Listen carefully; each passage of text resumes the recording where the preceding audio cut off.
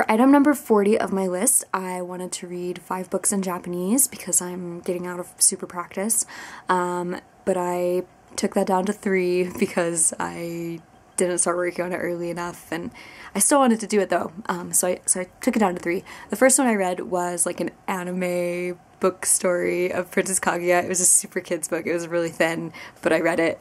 I already sent it back to DI.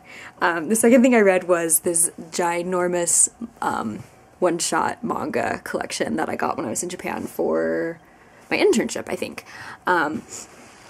It's just a lot of like individual stories, like they all end in this book, and there's like 20 different stories probably, but they're fun because you don't have to know what's going on, you don't have to wait for the end of the story, so that's why I bought it in the first place, and then I just never read it. So now I have officially read all 910 pages. Oh, there's 33 short stories in here. I mean, all this for only like 580 yen. Like, why can't we have this in America? What? And the next thing I read was the Mormonsho Monogatari, which is like Book of Mormon stories for kids adapted in Japanese. So again, really basic stuff. I'm not good at church vocabulary because I didn't serve a mission. That's kind of what like all my colleagues in my classes were all returned missionaries, and so they had like perfect church vocabulary, and I'm just like, whatever.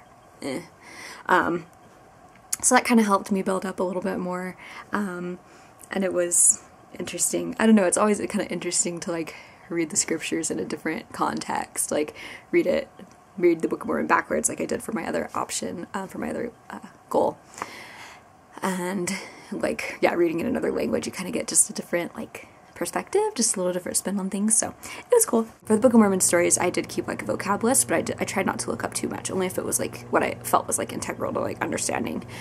For my manga book, I didn't look up anything, and the same for Princess Kaguya. So I had a teacher on study abroad who made us read a book over the summer. I chose the first Harry Potter, and he's like, just read it, like don't stop and look up stuff. You'll never get through it.